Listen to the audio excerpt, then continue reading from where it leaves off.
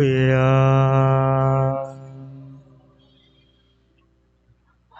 Ginoo maanaa kaninyo.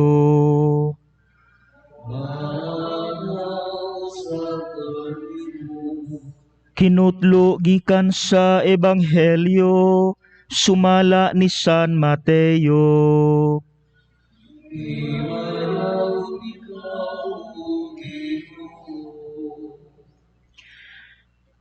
Unya, gipasakay ni Jesus ang mga tinun-an sa sakayan ug gipauna niya ngadto sa tabok sa lanaw ug iyang gipalakaw ang mga tawo. Tapos niya palakta ang mga tawo, mitunga siya nga nag-inusara sa usa ka bungtod aron sa pag-ampo. Ug sa pagkagabi na, si Jesus nag-inusara didto.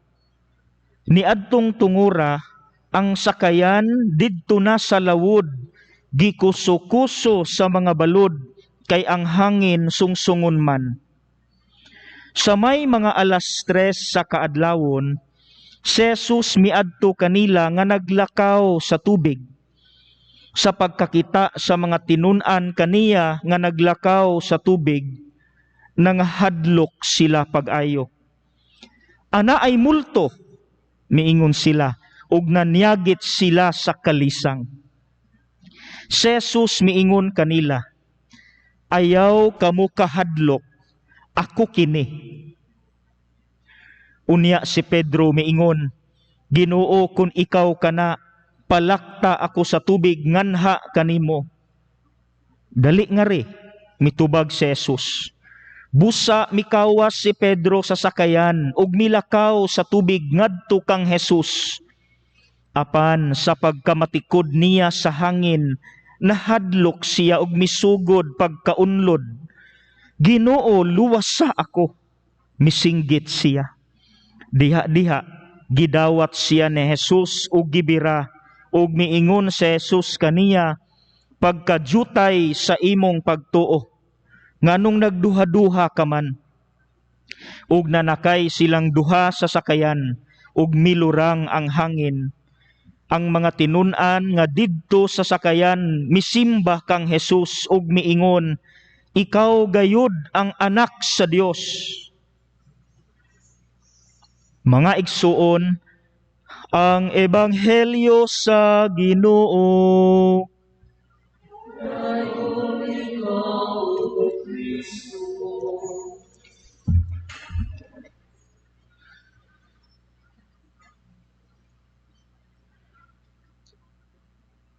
Mabati nako ang kahadlok sa mga apostoles sa dihang gikuso-kuso sila sa kusog nga hangin ug dagko nga balod. Kay ako dili man ko anak og mananagat, pero kana laging kausara ko nakasakay og sakayan sa akong kinabuhi, kausara nakakuyog ko one time sa akong lolo didto sa dapitan, nanagat siya og natunong pod nga kusog kaayo ang hangin ug medyo gasayaw-sayaw ang among sakayan tungod pod sa balod nga medyo kusog pod. Dayon once na anata sa lawod, ngit-ngit na gyud na kaayo.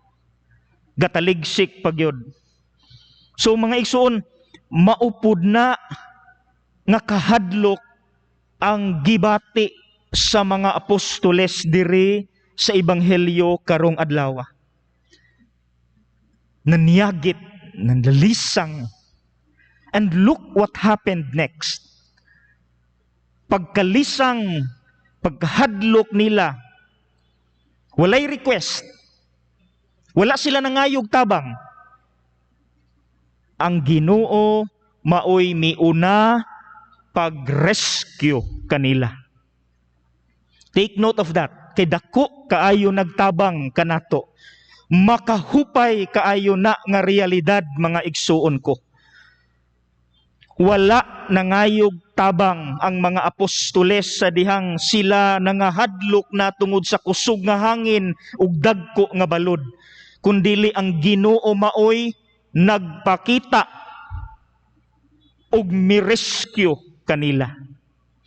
Ug ang pinakanindot kay naagyud siya'y giingon nga dili dapat nato kalimtan. Unsa iyang giingon?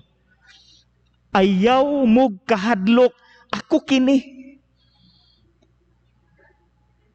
Ayaw kamog kahadlok, ako kini. Mga igsuon, mauning Ginooha ang miingon pod ngadto sa mga apostoles, dawata ang Espiritu Santo. Buot sa Dios nga sa dili pa siya musaka balik sa iyang amahan sa langit, mapabati niya kanato nga ang Espiritu Santo ania nagauban kanato.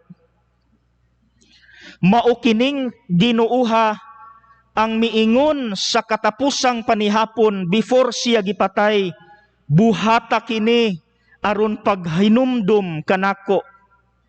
Aron nga kun wala na siya kay gilansang na sa krus, at least strong gihapon kita every time ato siyang ma-remember.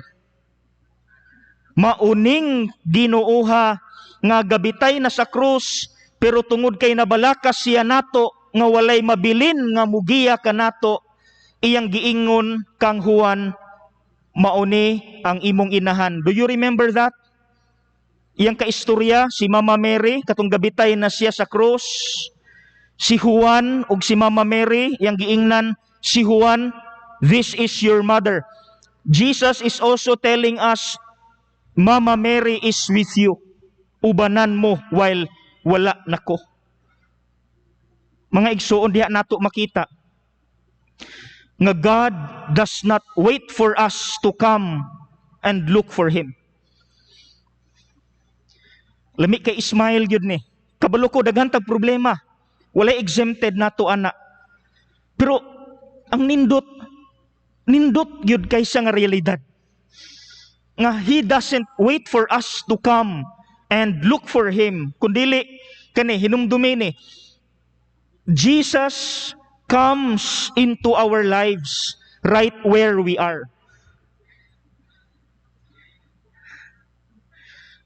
Kung unsa imong kahimtang karon, kung unsa imong sitwasyon karon nga gisinati, right where you are, right what you are experiencing right now, Jesus comes into your life.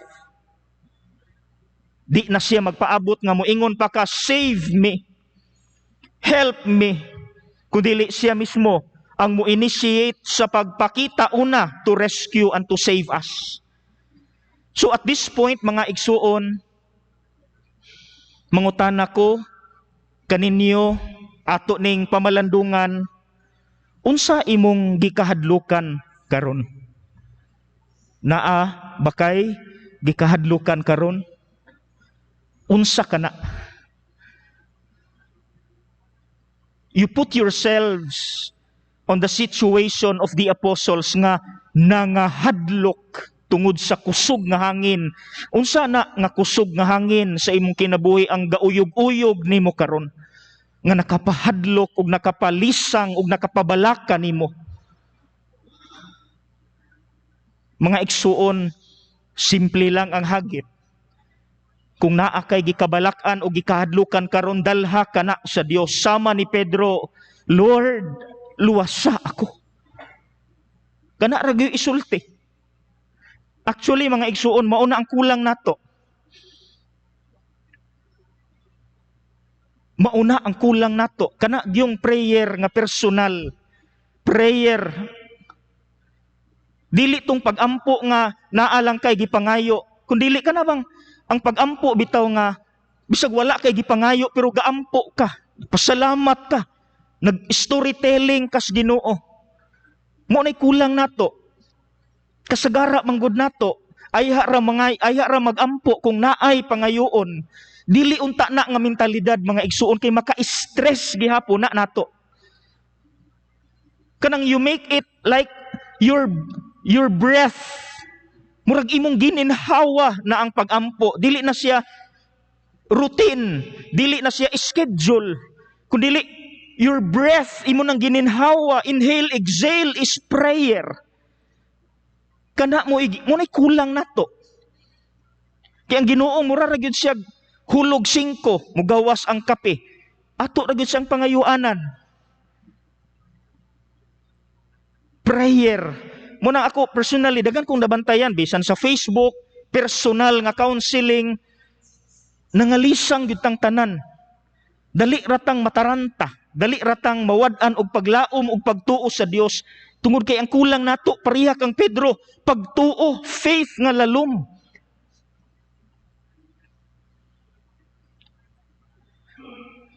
Dayon dili pud unta ta magampo nga kita ra pud tanan ang magyaw-yaw. Ang kulang nato kana pong silent prayer. Kana bang igo ra kang mulingkod, just be there. You sit down in silence. Wala kay pangayoon and you recall all your fears. Hinumdumi tanan imong mga kahadlok ug mga kabalaka. And human nimo tanan nila enumerate. Kay wala man kay giistorya, you let God talk to you. Ug unsa may imong paminawon niya. Kining ebanghelyo karon nga inyong nadungog bag-uhay lamang. Ayaw kahadlok ako kini. Sige gani mga igsuon. Na ako kanay personally ako maning na experience god. Kanang naabitaw kahadlok ninyo or naaba mo'y kabalaka, problema, sakit sa lawas or whatever. Ayaw dayon kalisang. Okay ra mo hilak. Pero ayaw dayon og kalisang, ayaw dayon og give up sa imong pagtuo, ayaw dayon surrender. Kundili, when that time comes nga naay problema, nga miuyog-uyog nimo, you sit down and you shut up your mouth, close your eyes, and you remember in your mind, Jesus telling you, ayaw lagig kahadlok, kay ako'y bahala sa imong problema. Sulay gani na ninyo, I swear, I promise, effective kay na mga igsuon. Mugaan imong pamati, I swear, mugaan imong pamati. Because it is God telling you now, dili naman ikaw sige giyaw ya Lord, tagay ko ani, tagay ko ani, tagay ko ani, tagay ko ani, tagay ko ani. Maka-stress na, kapoy kay na. Sige, kita ray sige yaw-yaw, kita ray sige pangayo. Hilom ka, pag hilom ka, and you let God talk. You let God talk to you. Unsa may gusto nimong ipastorya niya? Do not be afraid lagi. Because it is ako'y bahala nimo.